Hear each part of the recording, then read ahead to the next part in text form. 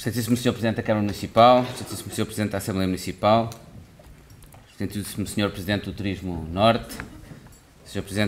Vice-Presidente da CDR Norte, Excelentíssimos Senhores Autarcas, Senhoras Autarcas, deixem-me começar por dizer que eu aceito o convite do Sr. Presidente da Câmara e voltarei aqui sem gravata.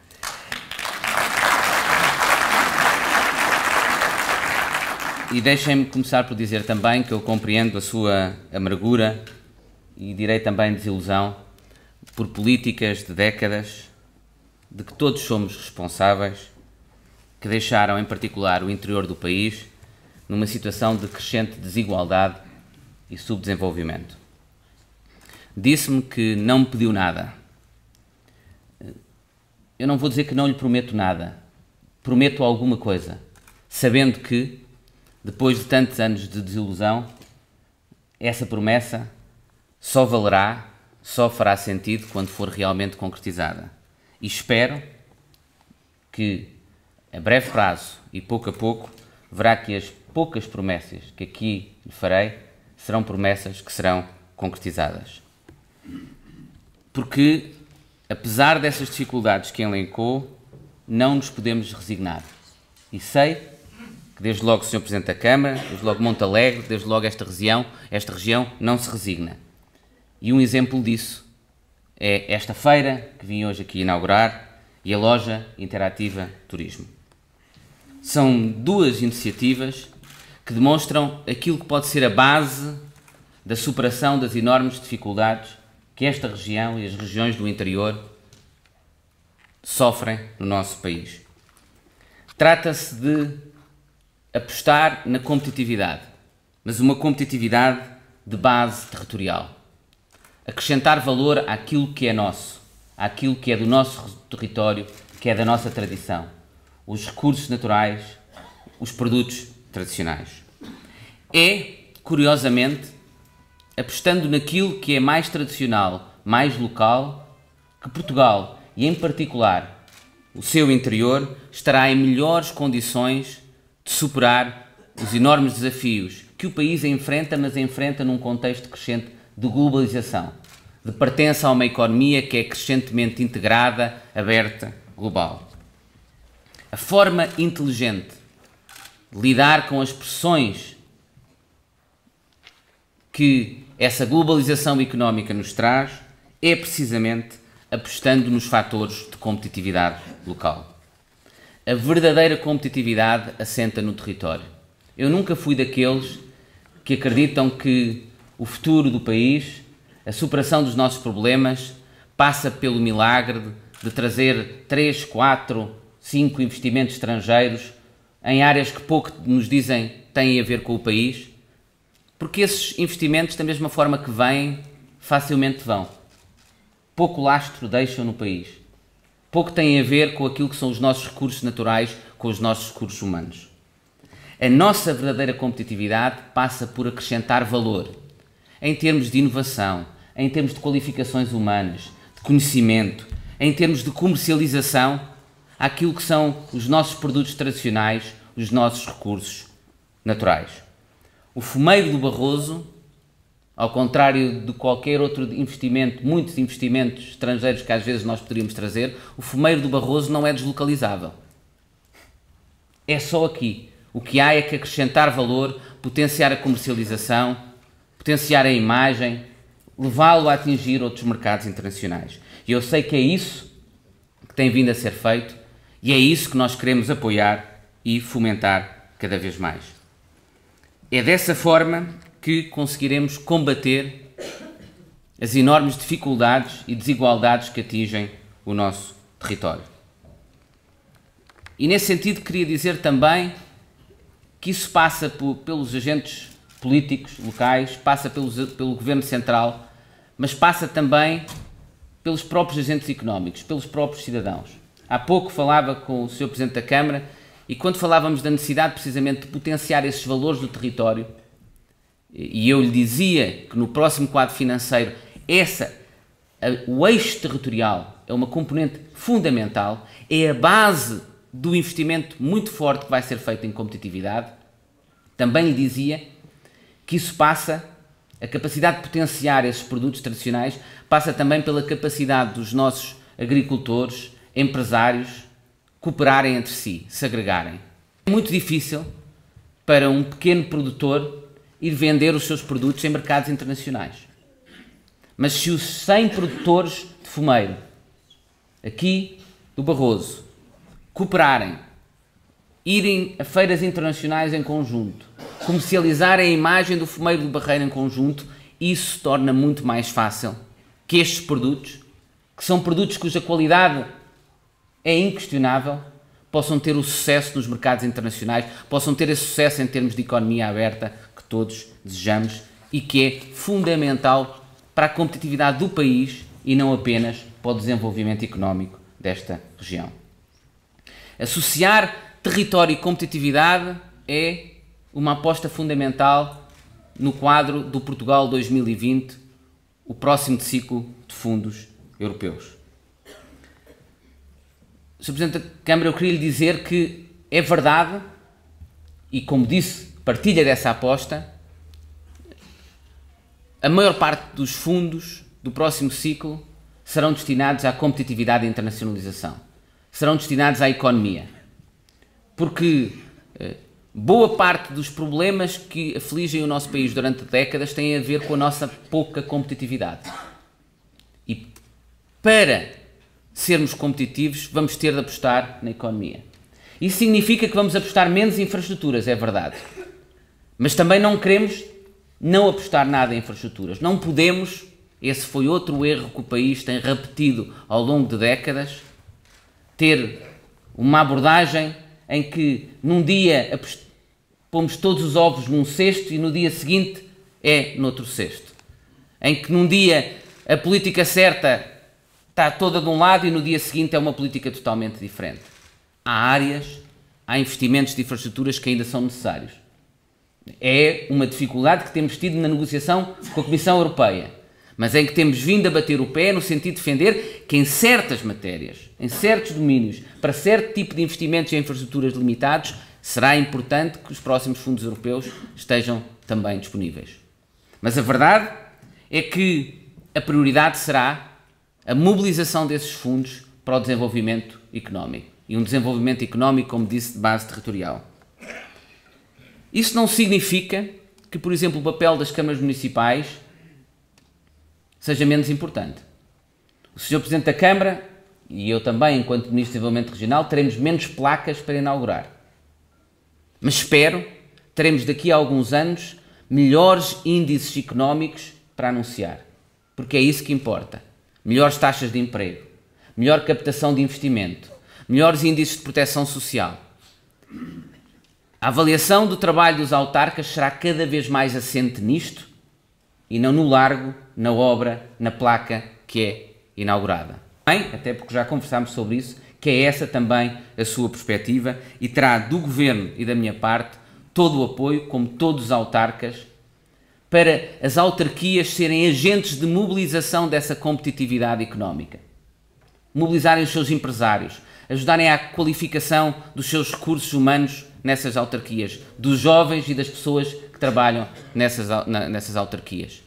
É isso que cada vez mais nós temos de fazer. E queria dizer-lhe que essa valorização do território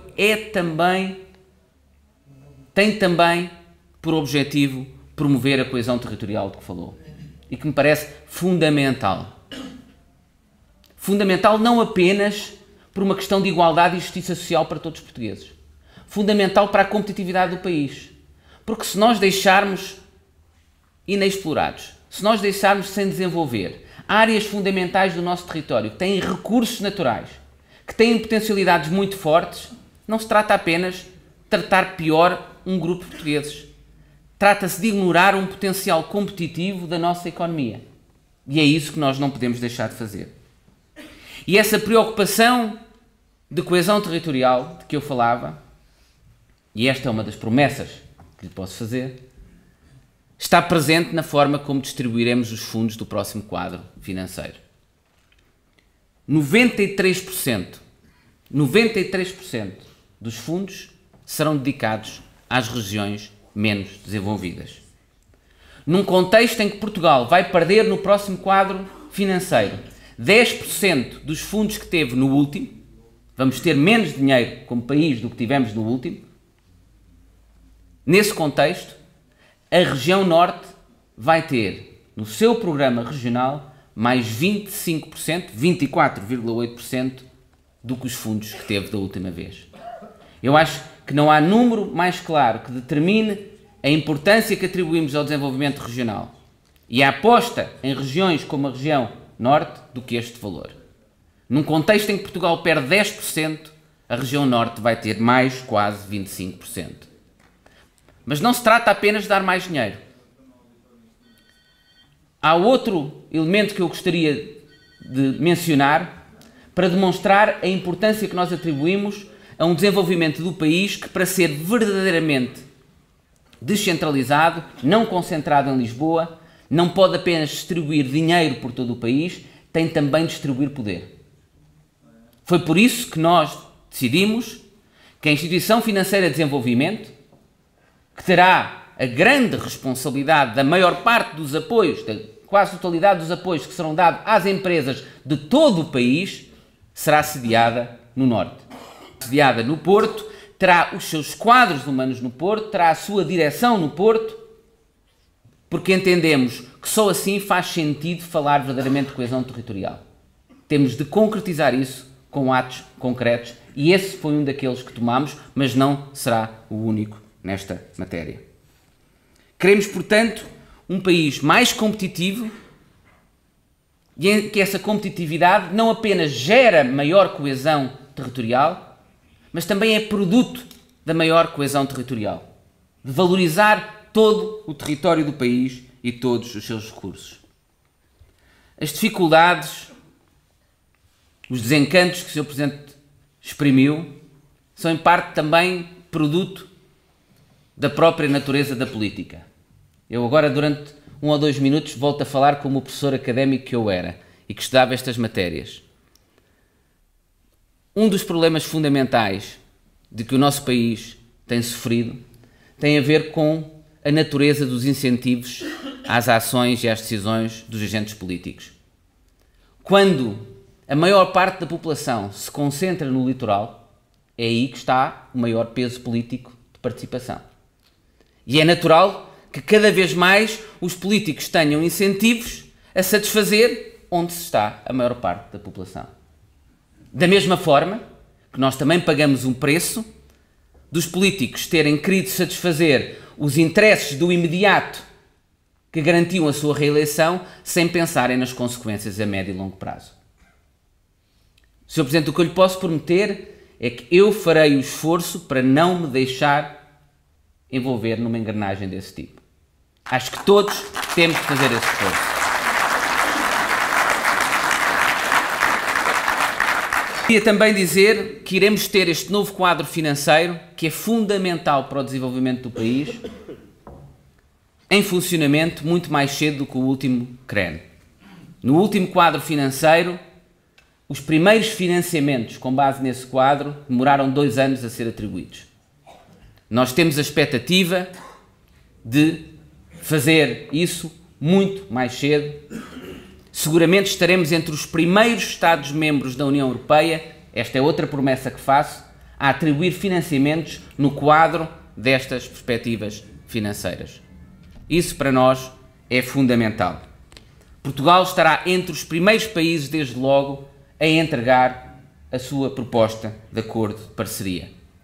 Se ainda não o fizemos, é porque não o podíamos fazer, porque os regulamentos europeus só foram aprovados no final de dezembro e nem sequer a União Europeia, neste momento, aceita receber as propostas de acordo de parceria, porque o sistema eletrónico através do qual se entregam essas propostas não está pronto.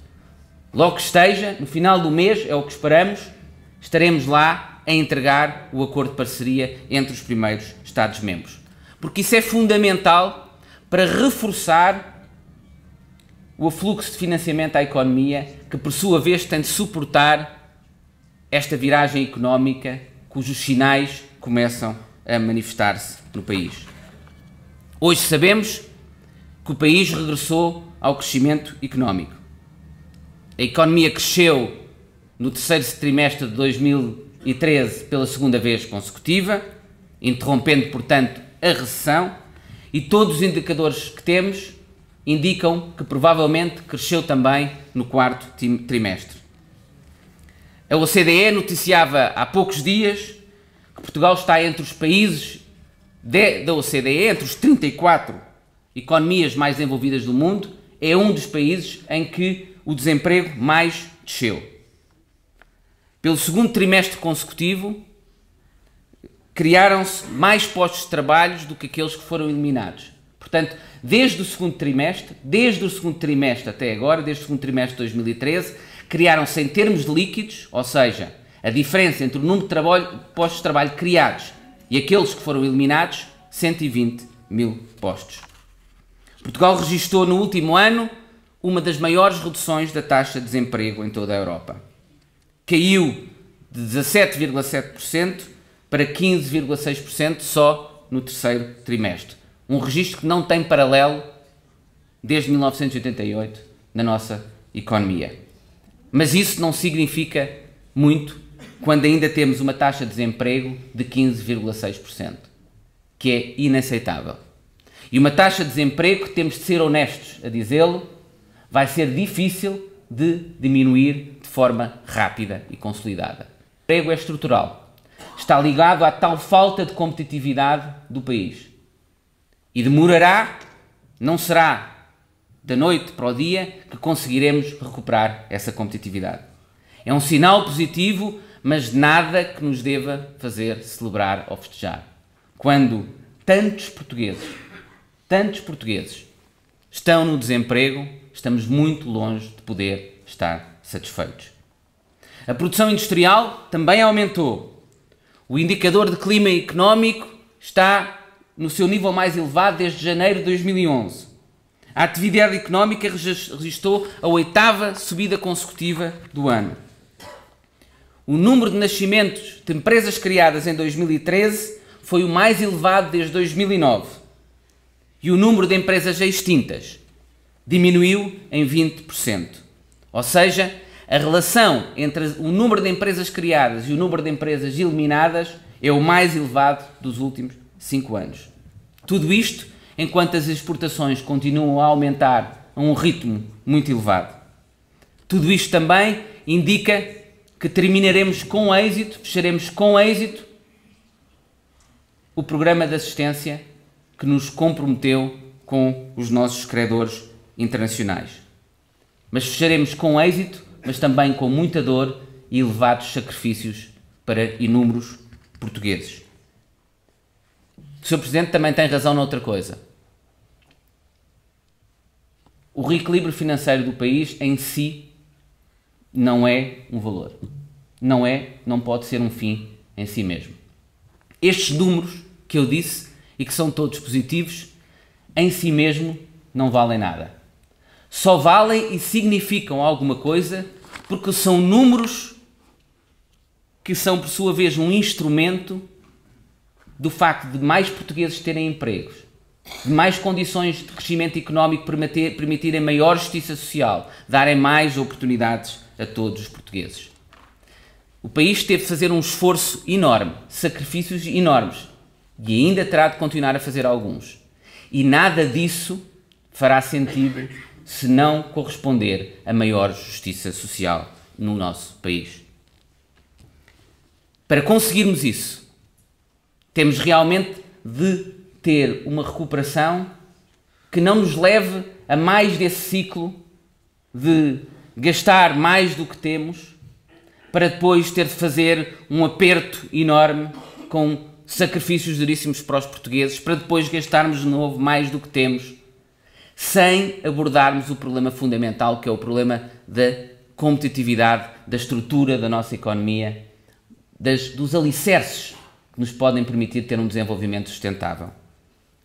Isso exige, desde logo, no contexto em que pertencemos ao euro, à União Europeia, as condições de sustentabilidade que, por sua vez, garantam credibilidade externa. Uma credibilidade externa cuja recuperação nos impôs estes sacrifícios todos e que continuará associada a exigências muito fortes.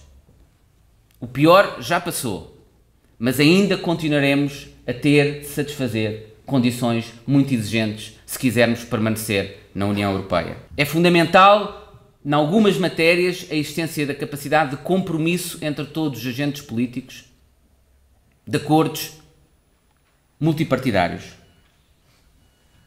Temos, no fundo, num contexto para sermos sustentáveis e mantermos credibilidade internacional na União Europeia, temos pelo menos conseguir colocar-nos de acordo quanto às regras do jogo.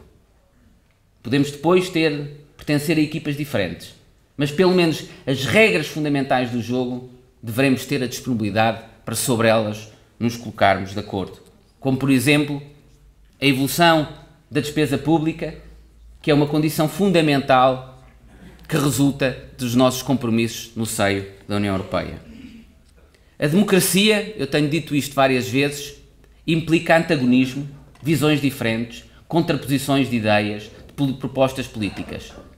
Mas também exige cooperação, capacidade de fazer pontes, de estabelecer compromissos. Por muito crispado que seja o ambiente político, por muito fortes que sejam as nossas diferenças políticas, uma abordagem responsável e séria da política exige sempre ter disponibilidade para onde o acordo seja fundamental para o país, procurarmos esse acordo. É nesse sentido que acho que todos temos de trabalhar. Muito obrigado.